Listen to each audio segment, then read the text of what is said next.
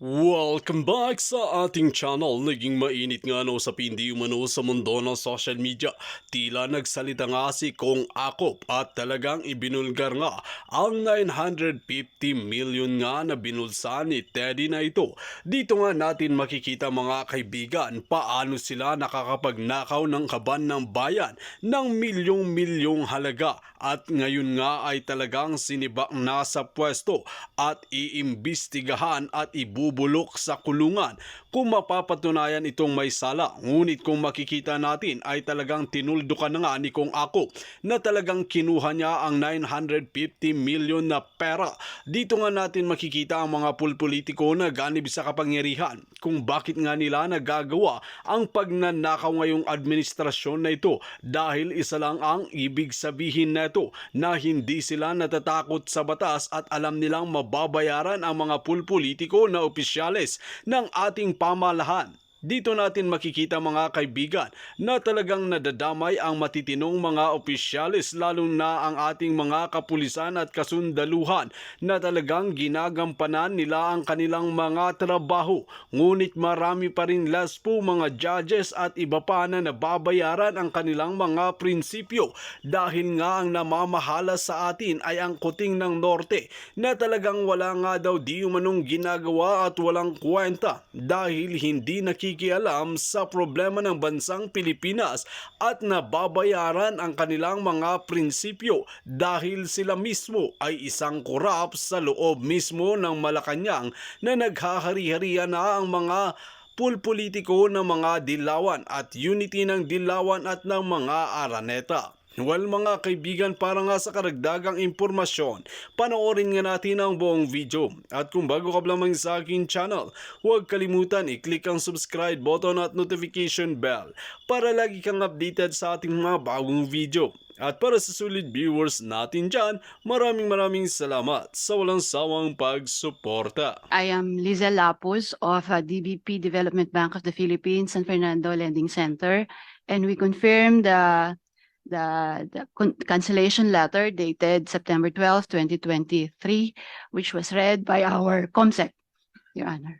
Thank you, DBP, for coming and for confirming indeed that the contract was cancelled. You are now excused. Mayor, kayo po ang Vice Mayor nung nangyari itong mga ito. Opo. Yes.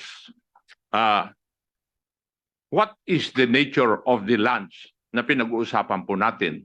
Yung binili kay sa Pangilinan family at saka sa Yang family. What is the nature of these lands?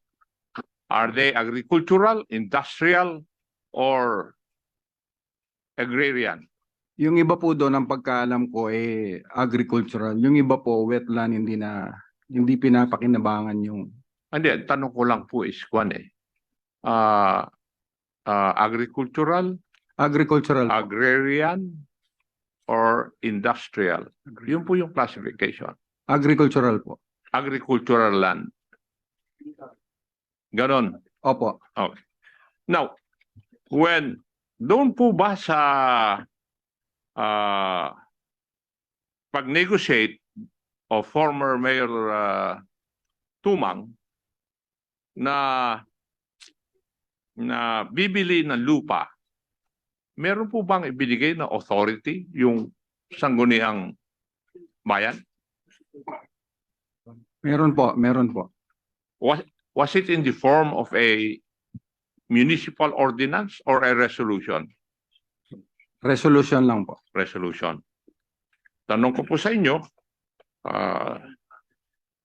is it the proper document? Tama po bang yun ang gagawin, yung dokumento na yun? Kailangan po ng ordinance. Kailangan ng ordinance. Opo. Being the Vice Mayor, bakit po kayo pumayag na resolution lang? Hindi po ako pumayag. Meron po akong position. Kayo po yung nag-object. Opo. Opo. Meron po akong position letter. Yeah. I remember that. Pero doon sa kapangyarihan na binigay nyo kay former Mayor Tumang, it was in the form of a municipal ordinance. Resolution po. Resolution din to contract a loan with DBP. Opo. Resolution din. So, ang sinasabi po nyo sa amin ay yung ginawa ng ni Mayor former Mayor Tumang ay hindi po naaayon dun sa protocol na sinasaad ng ating mga batas.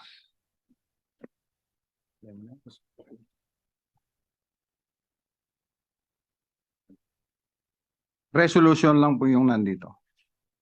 Yung ginawa namin. Puro resolution yun. Opo. Okay. Yung purchase Hindi of land po. municipal ordinance. Hindi po. Okay? Opo. Okay. Marami pong salamat, Mayor. Now, former Mayor Teddy Tumang, are you present? Yes, Your Honor. Yung po bang pagkaalis nyo na Mayor ng Mexico Pampanga, is it because of itong hearing na kinokonduct namin? Hindi po, Your Honor. Ano po ang dahilan? Para sa akin po, Your Honor, yung pagka-dismiss ko po sa posisyon ko, illegal po. Hindi. Tinatanong ko lang po kanina. Ano po ang... Hindi Hindi ko naman tinatanong kung legal o illegal. Yung pong mga previous pagkaalis cases sa'yo. po, Your Ang Honor. tanong ko po ay, ano po ang dahilan kung bakit po kayo nawala sa pwesto bilang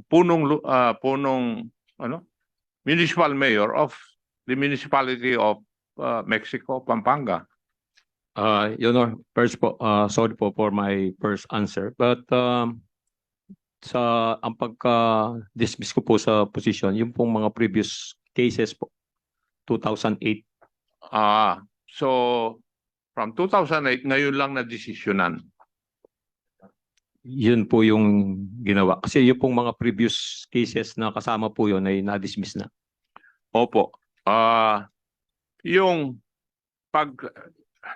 kung legal man yun o hindi, meron naman po kayong remedy, you can appeal the decision nung agency na nag-dismiss po sa inyo. Tama? Yes po, Your Honor. Hindi ko po, I will not deal on the legalities of the decision of that agency. Now, Yes po. doon po sa huling hearing po natin, Mayor Tumang, inadmit po ninyo na you refunded the municipality of Mexico of the amount of 41 million out of the 43.2 million worth of these allowances dahil sa report ng COA. Sometime in 2018. Tama po? Yes po, Your Honor. Yes. Pwede po ba namin malaman kung saan po nanggaling yung binayad ninyo na 41 million? Tinulungan po ako ng mga kapatid ko at naghiram po ako sa sister-in-law ko sa United States po. Sinabi po nyo nun na 20 million ang nanggaling sa kapatid at hipag mo doon na nandun po sa United States of America. Tama po? Yes, Your Honor. At yung balanse ay nanggaling po sa iyong kapatid na si Architect Alex Tumang at Susan Tumang. Tama po? Yes po, Your Honor. Sige. Magkano po ang share ng kapatid niyo pong si Architect Tumang? Your Honor, sila na po ang nag-manage ang kapatid ko dahil sabi ko po tulungan niyo ko, may problema ako to complete the amount. Kasi hindi naman po namin one time binayaran po yon. Parang kung Hindi ko po tinatanong kung installment o kanyo yung pagbabayad. Ang tanong ko po ay magkano po ang share na ibinayad ni Architect Tumang at magkano po yung ibinayad ni Madam Susan Tumang? Yung pong kapatid kong si Susan Tumang po ay nag-share lang po siya ng 100,000. Si architect po ay... So, ibig sabihin si architect, 20 million din ang kanyang shinare. Dahil 41 yun eh. 20 na dun sa kapatid mo na nandun sa States. 100,000 yung kapatid mong si Susan. So ang natitira para kay Architect Tumang ay 20 million din. Hindi po, Your Honor. Yung pong isang brother ko po, tumulong po ng 2 million. Tapos si architect around 14,600,086 something. Like that po. To complete the 41,786,079.70. Okay. Pwede po bang malaman kung ano po yung pangalan ng kapatid mo at hipag na nasa United States of America? Norma Deang Tumang po, Your Honor. Norma. Deang Tumang. Norma. Ano po yung pangalan ng lalaki? Wenceslao po. Wenceslao. Wala po siya rito ngayon. Wala po, Your Honor, dahil po sa kanyang edad, wala na po siya capacity to mag-travel. 83 years old na po, tsaka may lapses na po sa kanyang sitwasyon. Okay. Thank you. Yung pong kanyang daughter ang dito po. Si Architect nandito po. Nandito po, Your Honor. Si Madam Susan nandito po. Nandito rin po, Your Honor. Thank you. Pwede po bang malaman namin kung ano po ang hanap buhay ni Architect? Siguro contractor to o nagpa-practice siya ng pagiging arkitekto niya? Contractor po, Your Honor. Tama. Contractor. So, yung 20 million na nanggaling po doon sa US, paano po pinadala sa inyo ng inyong kapatid? Bawat meron pong umuwi, Your Honor, doon meron na po akong expect ko na pong pinababayad po yung kasi sabi nila po ma-IND. So tumawag na po ako sa aking sister-in-law. Pinadala po bawat merong umuwi po, nagpapadala ng pera hanggang maipon po yon. Hanggang until October, nagpapadala po or November. From January to November. Pwede po bang matanong si Madam Susan Tumang Fajardo? Tama po ba?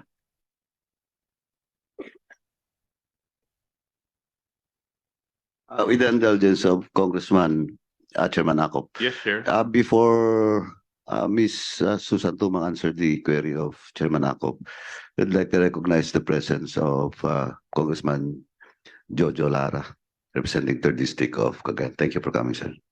Please proceed, Ma'am Susan.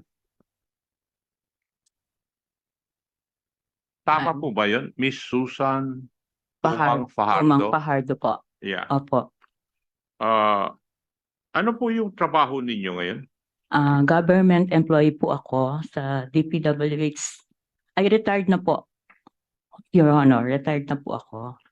Pero nasabi po ninyo na government employee kayo ng Department of Public Works and Highways. Opo, Your Honor. Tama. Ano po ang trabaho nyo sa DPWH? Administrative Officer 5 po.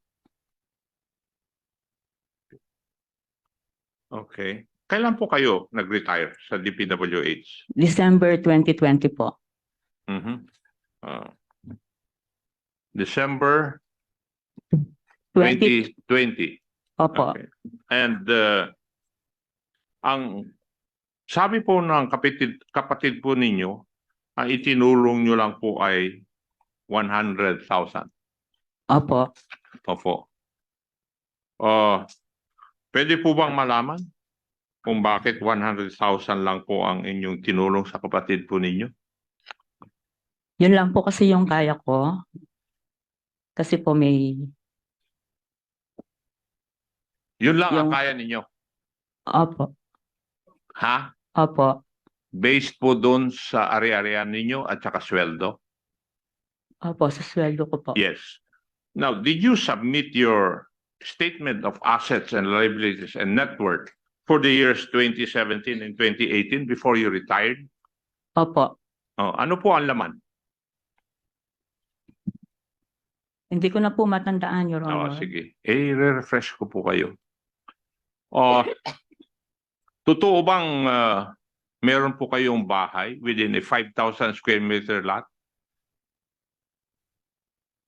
amounting to more or less 50 million pesos located sa Tenajero, San Antonio, Mexico, Pampanga? Ay, wala po, Honor. May ano lang po ako, lote. Nakatira po ako sa matandang bahay po namin. Hindi ko naman tinatanong kung saan po kayo nakatira. Ang tinatanong ko kung kayo po ay nagmamay-ari ng ganito. Hindi po, yung lote lang po. Oh, yung lote lang. Bakit? May bahay ba doon? Wala po, lote lang po. Okay, sige. Do you have a farmhouse in San Vicente, Mexico, Pampanga? Wala po. Wala. Wala po. Meron po kayong commercial building? Wala po. Meron ba kayong tracking? Wala po. Mhm. Ano-ano ang mga sasakyan po ninyo? Ano po yung Toyota Conquest. Anyway, Madam, I would just like to remind you that we can secure copies of your statement of assets and liabilities and net worth. And if it is found out that your answers to my questions Dito nga natin makikita mga kaibigan kung gaano nga katalino si Kong Akop dahil pinagtatanggol niya ang ating mga kababayan at isinisiwalat niya ang katotohanan. Dito natin makikita na kailangan na talagang ma-audit ang mga congressman at iba pang mga politiko dahil kung titignan natin ay halos milyon-milyon na ang ninanakaw nila sa kaban ng bayan. Kawawa lamang ang nagbabayad ng mga tax na ginagampal at talagang ginagahaman ng mga tambaluslos na politiko na ganib sa kapangyarihan. Well mga kaibigan, kung kayo ang tatanungin ano ang inyong mga opinyon, just comment below sa ating comment section at ating pag-uusapan.